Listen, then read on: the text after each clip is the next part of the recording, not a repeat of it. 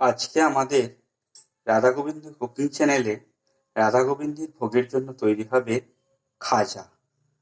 খাজা তৈরি করতে সেরকম কিছু বলার মতো জিনিস লাগবে না। সাদা তেল, নুন, চিনি এবং ময়দা, এই সামান্য কয়েকটি উপকরণেই তৈরি হবে ভোগের খাজা। প্রথমে খুব অল্প পরিমাণে নুন দিয়ে ময়দাটা মিশিয়ে নেব।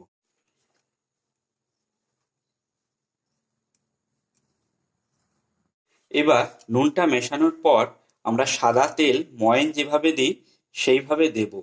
কিন্তু একটি বিশেষ কথা আপনাদের বলে দিই, ময়ান দিয়ে মাখা হবে, কিন্তু ঠিক যতখানি ময়ান লাগবে সেটি বোঝার জন্য ময়দা মাখতে মাখতে যখন দেখব ময়দাটি একটা বালির মতো ভিজে একটা ডো তৈরি হচ্ছে, অথচ সেই বালির ডালাটি যখন ভাঙবো তখন সঙ্গে সঙ্গে ছড়িয়ে পড়বে, ঠিক সেই রকম যতক্ষণ না হয় ততখানি আমায় ময়ান দিতে হবে এবং ততখানি ভাবে আমায় সুন্দরভাবে মাখতে হবে।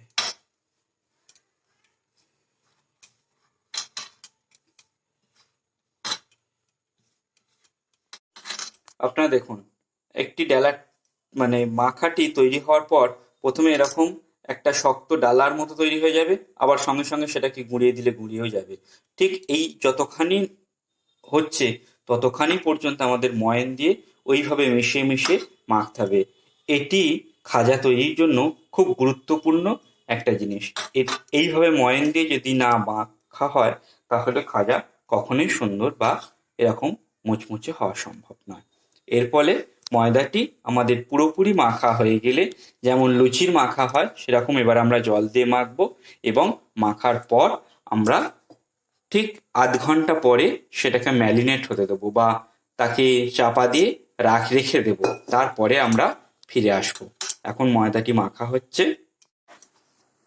ঠিক এইভাবে আমরা যেমন রুটি বা লুচি বা ইত্যাদি বানাই, ঠিক সেইভাবে মাঝারি মাখা হয়ে গেলে বা সুন্দরভাবে মাখার পর আমরা থালা চাপা দিয়ে অন্তত 20 মিনিট আমরা ময়দাটাকে ঠিক খাজার উপযোগী হওয়ার জন্য সময় দেব।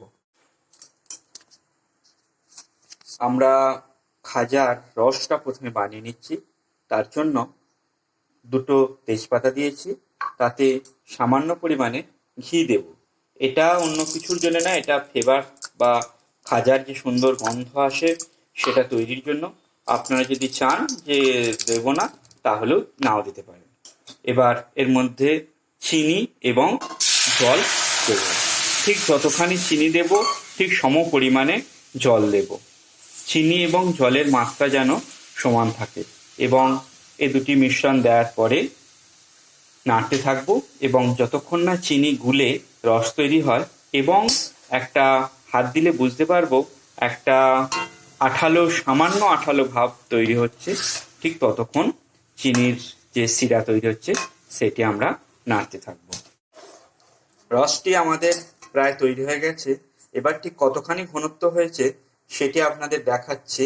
দেখুন,